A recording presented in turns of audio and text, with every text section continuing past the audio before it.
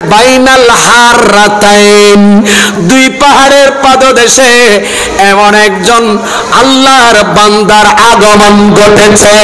ওই বান্দাটার খুসুসিয়ত কি সেটাও আমি বনের বাদ তুই মানুষ ইনসানকে বলে দিচ্ছি। তুই ইনসান হওয়ার পরও এই মহামানব এই ইনসানের খবর তুই নিস নাই, আমি বনের বাঘ হয়ে তার খবর জানি।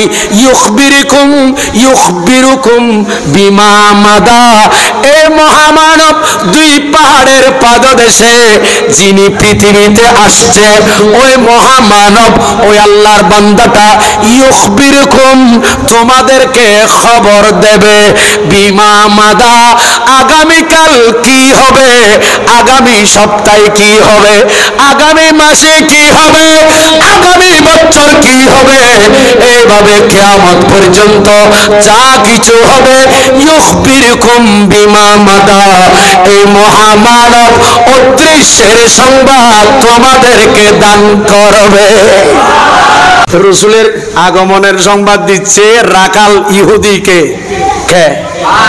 তাহলে বোঝা যাচ্ছে এরকম অনেক ভাই আমাদের কলমা পড়ু অনেক আছে, নবীর মিলাদুন নবীর বিরোধিতা করতেছে, আছে না নাই? তাহলে তাদের চাইতেও তো বনের বাঘ অনেক ভালো। কথা বলেন ঠিক কিনা?